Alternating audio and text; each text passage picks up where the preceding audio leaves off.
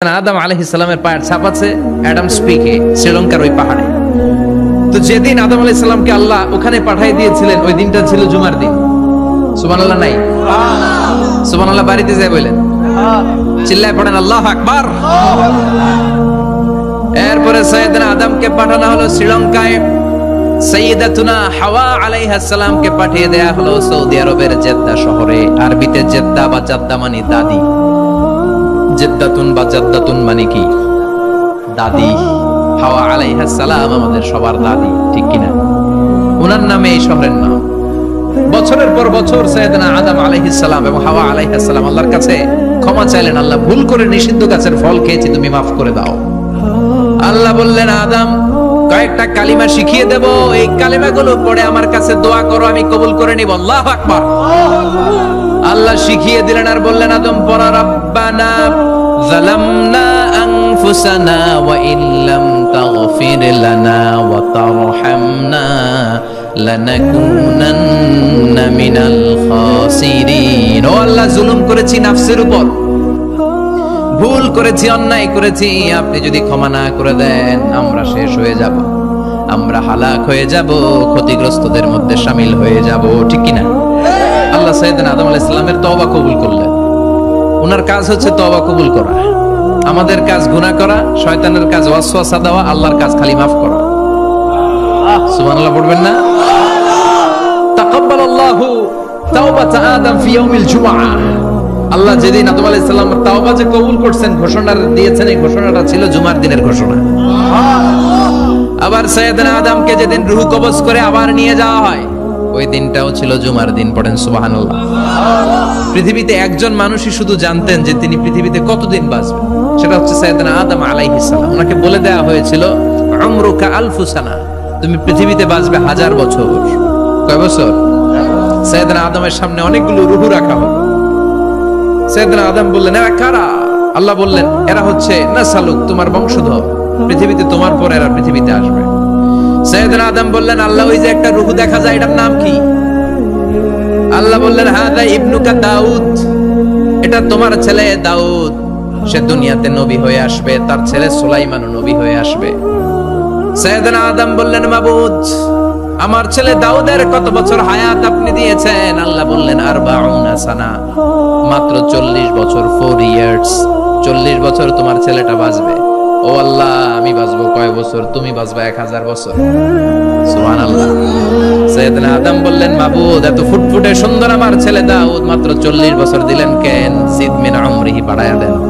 কি করেন? সুপারিশ করতেছে পোলার লাইগা কে? বাবা। আল্লাহ আপনি বাড়ায়া দেন, আল্লাহকে বাড়ানো যাবে না, লেখা হয়ে গেছে। রুফিআতিল আকলাম ওয়া জাফফাতিস সুহুফ, কলম তুলে নেওয়া হয়েছে আর কালি শুকায় গেছে, আর কিছু করা যাবে? সাইয়েদনা আদম বললেন, মাবুদ আমার 1000 বছর কেন দিলেন? আমার এই সুন্দর ফুটফুটে ছেলেটারে মাত্র শুধুমাত্র 40 বছর কেন দিলেন? ও মাবুদ, আমার 1000 বছরের দরকার নাই, আমার 1000 বছর থেকে 60 বছর আমি আমার ছেলেরে দিয়ে দিলাম। দাউদ আলাইহিস সালাম বাঁচবে 40 বছর, তো বাপ আদম যদি আরো 60 দেয়, 40 আর 60 মিলে কত হয়? 100। ভালো হিসাব বুঝে, 100। আর আদম আলাইহিস সালাম পেয়েছিলেন 1000 বছর, 60 কমে গেলে রইল কত? 940 বছর পৃথিবীতে থাকার পরে মালাকুল মাউত চলে এসেছে, কারণ এটা on time. The death will come on time, it never late, কখনো দেরি হয় না। আল্লাহ বললেন, লিকুল্লি উম্মাতিন আজালুন ফাইযা জাআ আজালুহুম লা ইস্তাখিরুনা সাআতান ওয়া লা ইস্তাকদিমুন। মৃত্যুর একটা নির্ধারিত সময় আমি বেঁধে দিয়েছি, অন টাইম, অন টাইমেই চলে আসে, 1 সেকেন্ড আগেও আসবে না, 1 সেকেন্ড পরেও আসবে না। 940 বছর বয়সে মালাকুল মাউত এসে হাজির, এসে বলল, জিতু আন আকবাদা রূহাক, রূহ কবজ করতে আসছি। আদম আলাইহিস সালাম বললেন, রূহ কবজ করতে আসছো মানে? আমি বাঁচবো 1000 বছর। কয় বছর? মালাকুল মাউত বললেন, না না, ওই যে আগের কথা স্মরণ করেন, আপনি 60 বছর দিয়ে দিয়েছিলেন। কয় না, আমি দেই নাই, আমি আরো বাঁচুম, আরো 60 বছর পাওনা আছি, আমি দেই নাই। মালাকুল মাউত বললেন, আপনি দিয়েছেন? আদম বলে, দেই নাই। মালাকুল মাউত বলে, আল্লাহ ঘটনা দেখেন, দিয়া কয় দেই নাই। আল্লাহ কয়, থাক কথা কইস না, আয়া বস। সুবহানাল্লাহ পড়েন। নাসিয়া আদম ফানাসিয়া বানু, ভুলে গেছেন না? আমরা ভুলে যাই, আমরা খেয়ে বলছি খাই নাই, নিছিলাম পকেটে কয় নেই নাই, এরকম ডাকাইত আছে না নাই? নাসিয়া আদম ফানাসিয়া বানু, বিশ্বনবী বললেন আদম ভুলেছে তো তার সন্তানরাও ভুলে যায়। জাহাদা আদম ফাজাহাদা যুররিয়াতু, আদম অস্বীকার করেছে তার সন্তানরাও অস্বীকার করে। সেদিন থেকে আল কিতাব ওয়া শুহুদ, মানে লিখে রাখার সিস্টেম আর সাক্ষীর সিস্টেম চালু হয়েছে। সুবহানাল্লাহ পড়েন। 940 বছর বয়সে মালাকুল মাউত এসে আদম আলাইহিস সালামের রূহ নিতে পারে নাই। উনি 1000 বছর যখন হয়েছে তখন এসে সাইয়েদনা আদম আলাইহিস সালামের রূহ কবজ করেছে। যেই দিন পৃথিবীর প্রথম মানব, প্রথম নবীর রূহ মালাকুল মাউত দুনিয়ায় এসে কবজ করেছে, ওই দিনটাও ছিল জুমাবার। আল্লাহু আকবার। আবার বিশ্বনবী বললেন লা তাকুমুস সাআ ইল্লা ফি ইয়াউমিল জুমআহ ইযা যুলজিলাতিল আরদু জিলজালাহা ওয়া আখরাজাতিল আরদু আসকালাহা ইযা রুজ্জাতিল আরদু রাজ্জান ওয়া বুসাতিল জিবালু বাসসা। কিয়ামতের দিন পৃথিবীটাকে একটা প্রকম্পন দিয়ে কাঁপিয়ে দিবে কে? মারাত্মক একটা ঝাঁকুনি দিবে আল্লাহ, পুরো পৃথিবীটা কেঁপে ভেঙে চুরে খান খান হয়ে যাবে। এই ঝাঁকুনি আর আর্থকোয়েক, ভূমিকম্প এর ঘটনাটা যেদিন ঘটবে ওই দিনটাও হচ্ছে জুমার দিন। চিৎকার করে পড়েন সুবহানাল্লাহ।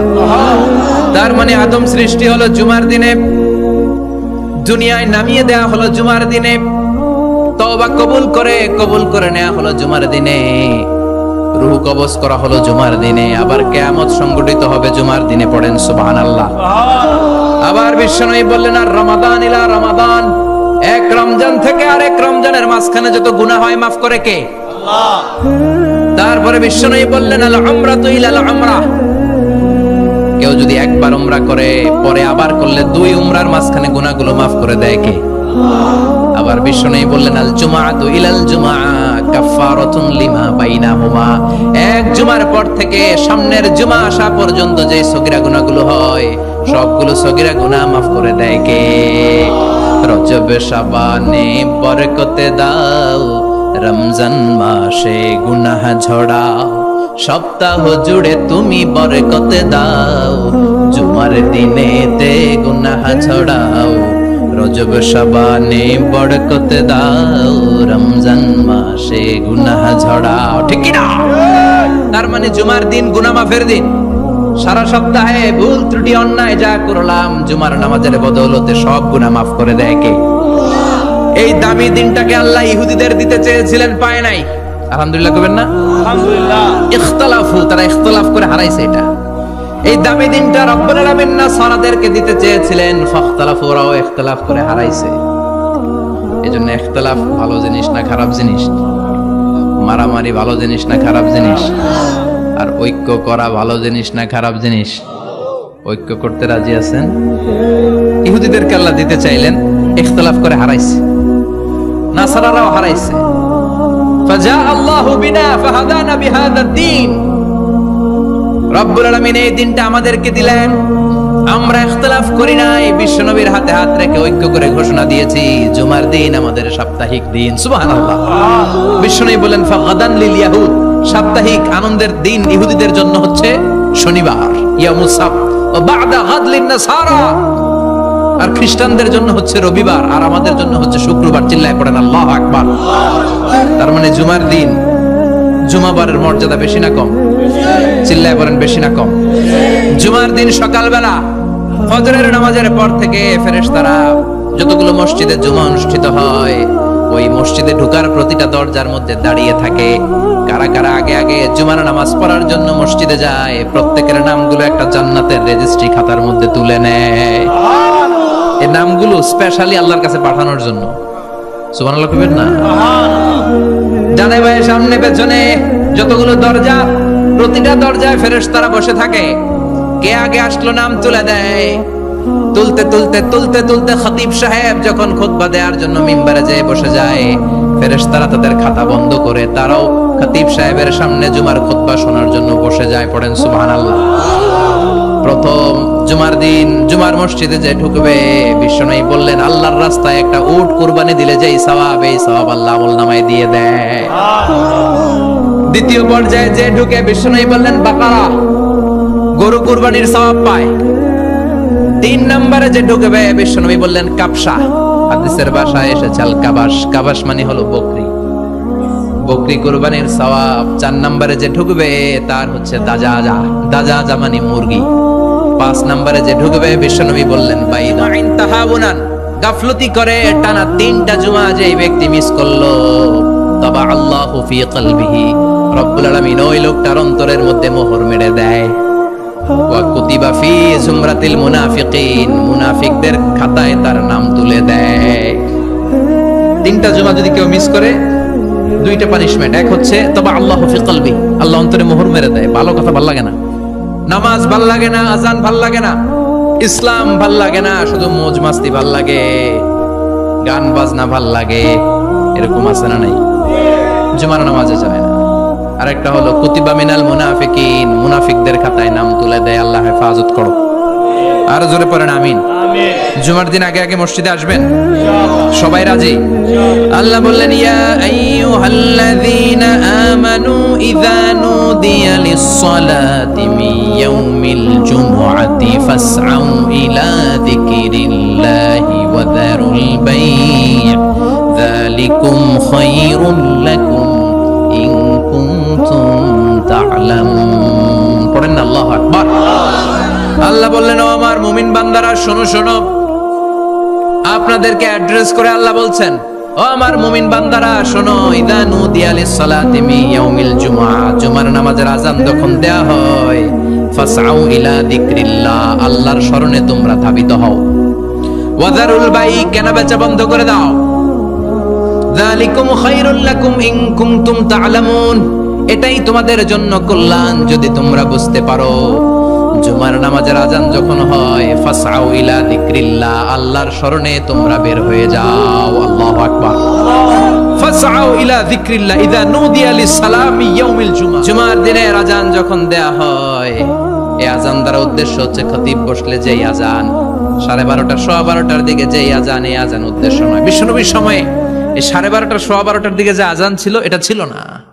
বিশ্বনবীর সময় ছিল না, আবু বকরের সময় ছিল না, সাইয়েদনা ওমর ফারুকের সময় ছিল না। এটা চালু হয়েছে সাইয়েদনা ওসমান যুন্নুরাইনের সময়। তখন মদিনাতে মানুষের সংখ্যা অনেক বেড়ে গিয়েছে, লোকজন আর জায়গা হয় না, মুসল্লিদের ঠাসাঠাসি। উনি ঘোষণা দিলেন সুকে জাওরা, জাওরা নামক বিশাল একটা বাজার আছে, ঘোষণা দিলেন এখন থেকে ওই জায়গায় জুমার নামাজ হবে।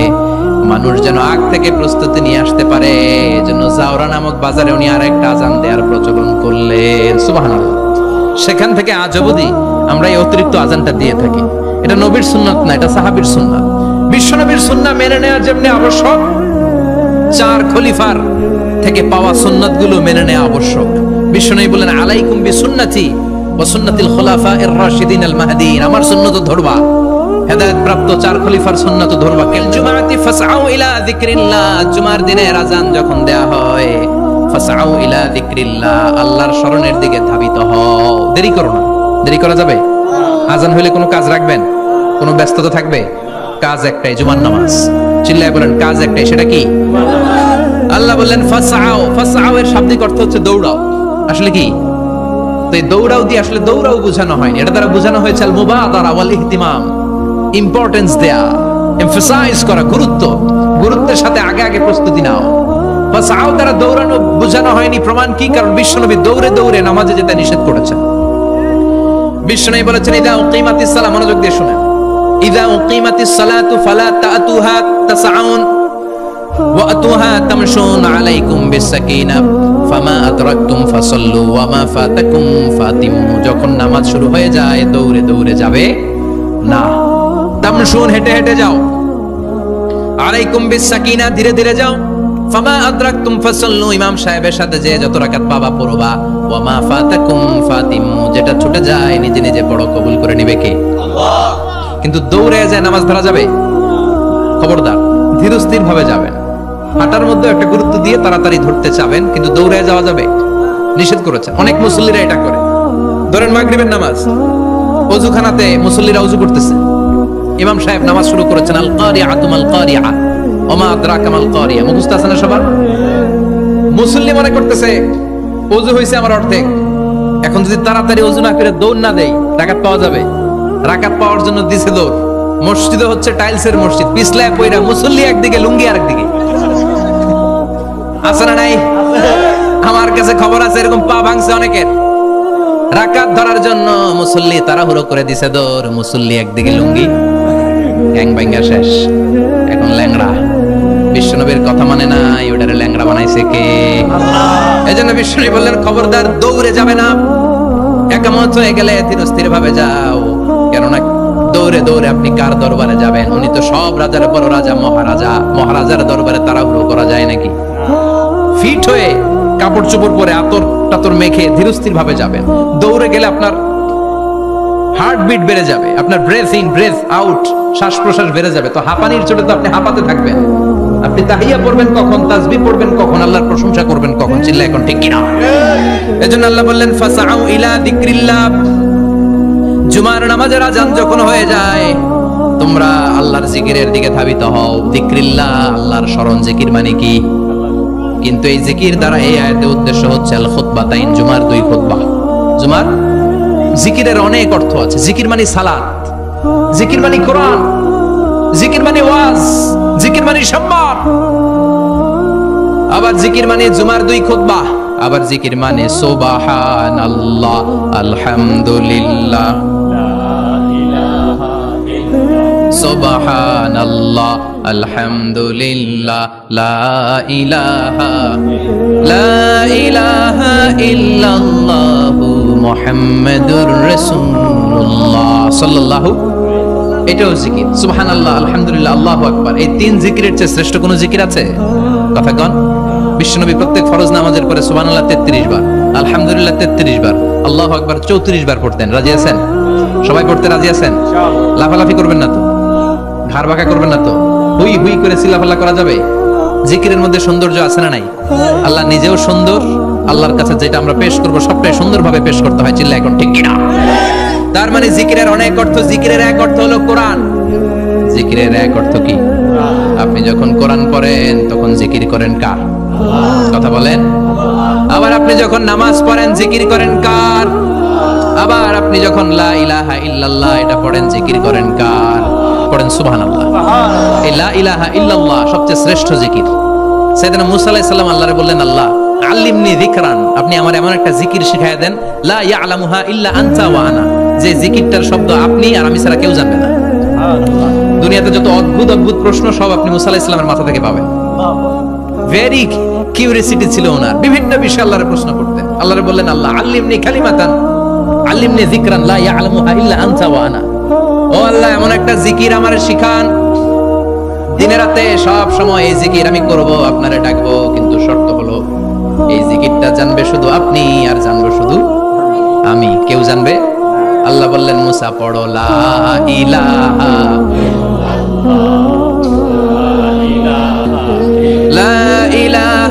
ইল্লাল্লাহু মুহাম্মাদুর রাসূলুল্লাহ সাল্লাল্লাহু। আল্লাহ বললেন, মুসা পড়ো লা ইলাহা ইল্লাল্লাহ। মুসা আলাইহিস সালাম কয়, মাবুদ এটা তো জাতীয় জিকির, সবাই জানে। জানে না? জানে না লা ইলাহা ইল্লাল্লাহ এমন কেউ আছে? কথা কন, জানেন না আপনারা? কথা বলেন, জানেন না? মুসা আলাইহিস সালাম বললেন, আল্লাহ এটা জাতীয় জিকির কইলেন কেন? আমি তো চাইছি এক্সট্রা অর্ডিনারি, অসাধারণ একটা জিকির, সুপারক্যালিফ্রাজিলিস্টিক এক্সপিয়ালিডোসাস, এক্সেলেন্ট একটা জিকির, আনপ্যারালাল, কারো কাছে নাই, শুধু আমি জানবো আর আমি পড়বো। আল্লাহ বললেন, মুসা এই লা ইলাহাকে যদি এক পাল্লায় রেখে দাও, তামাম বিশ্ব, 7 আকাশ, 7 জমিনটারে তুলে যদি তুমি আরেক পাল্লায় রেখে দাও, লা রাজাহাত কাফাতু লা ইলাহা ইল্লাল্লাহ, মুহূর্তের মধ্যে লা ইলাহার পাল্লা ভারী হয়ে যাবে। ও মুসা, তুমি যতই এক্সক্লুসিভ জিকির চাও, লা ইলাহার চেয়ে দামি জিকির আমার কাছে নাই। চিৎকার করে পড়তে হবে আল্লাহু আকবার। তার মানে নামাজ ও জিকির, কোরআন ও জিকির, এই যে আমরা ওয়াজ করতেছি এটাও কি? কথা কন। বিশ্বনবীর আল্লাহ বললেন, ও নবী ফাযাক্কির ইন্নামা আনতা, ও নবী আপনি জিকির করেন মানে ওয়াজ করেন। ইন্নামা আনতা মুযাক্কির, ও নবী আপনি ওয়াজ করে শোনান। লাস্তা আলাইহিম বিমুসাইতির, আপনার দারোগা বানিয়ে পাঠাই নাই, আপনি শুধু ওয়াজ করেন। কার কথা? চিল্লায় বলেন কার কথা? কিন্তু এইখানে জিকির দ্বারা উদ্দেশ্য হচ্ছে জুমার খুতবা। ফাসআউ ইলা যিকরিল্লাহ, আল্লাহর জিকিরের দিকে ধাবিত হও। এই জিকির দ্বারা উদ্দেশ্য হলো জুমার খুতবা। তার মানে জুমার খুতবা যে খতিব সাহেবরা দেন, এখানে মসজিদের খতিব আছেন কারা কারা দেখি একটু হাত তোলেন তো।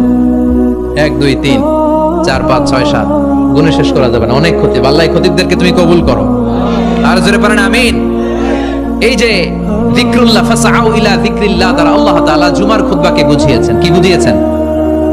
ফাসআউ ইলা যিকরিল্লাহ, আল্লাহর জিকিরের দিকে, আল্লাহর স্মরণের দিকে ধাবিত হও।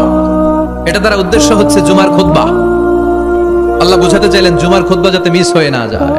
এজন্য জুমার খুতবারে যেন তেন মনে করবেন না, এটা ওয়াজিব।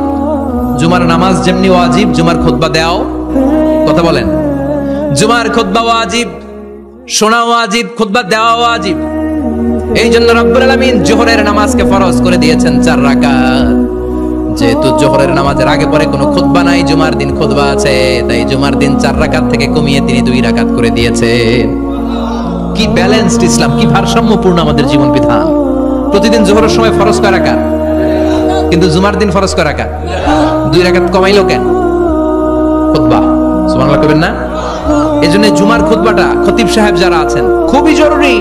এটাকে খুব কনস্ট্রাকটিভ মুডে সমাজে তুলে ধরতে হবে, মানুষকে এডুকেট করতে হবে, ইনস্ট্রাক্ট করতে হবে। আপনাদের অনেক দায়িত্ব, you have huge responsibilities in your shoulder.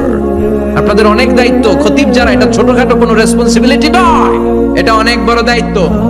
এজন্য জুমার দিন মানুষকে আপনার শিক্ষিত করতে হবে। এই জুমার খুতবা, জুমার আলোচনার সাথে পৃথিবীর কোনো আলোচনার কোনো মিল নাই, কারণ জুমার আলোচনা সব সময় অন টাইম, একটা নির্ধারিত সময় হয়। পৃথিবীর অন্য কোনো আলোচনা নির্ধারিত সময় হয় নাকি? কথা কন। আমরা বক্তারা নির্ধারিত সময় মাইক পাই, কথা কন। কোনদিন 8টায়, কোনদিন 9টায়, আজকে বসছি কয়টায়? কিন্তু জুমার খুতবার এটা চেঞ্জ হয়। কি বরকতের একটা জলসা! ওই দিন সবাই আসতে হয় মসজিদে। ফুল টাইম নামাজি এরা আসে, পার্ট টাইম নামাজি এরা আসে, বেনামাজি এরাও আসে, আস্তিক এরা আসে, নাস্তিক এরাও আসে, আওয়ামী লীগ আসে, বিএনপি আসে, জাতীয় পার্টি আসে, জামাত ইসলাম আসে, হেফাজতে ইসলাম আসে, তাবলীগের ভাইয়েরা আসে, পীরের মুরিদেরা আসে, সবাই আসে। এটা জরুরি দিন না? তাফসির মাহফিলের সাথে জুমার একটা মৌলিক পার্থক্য হচ্ছে, তাফসির মাহফিল আমাদের ধরে রাখতে হয়। কি করতে হয়? ধরে না রাখলে শ্রোতা উঠে যায়। কিন্তু জুমার খুতবা কি ধরে রাখা লাগে? কথা কন। ওঠার সুযোগ আছে, কারণ সামনে কি জুমার নামাজ। সুবহানাল্লাহ কইবেন না? এটা অনেক জরুরি। এজন্য জুমার খুতবা যারা দেন, এরা বিশ্বনবীর দায়িত্ব পালন করেন। আল্লাহু আকবার।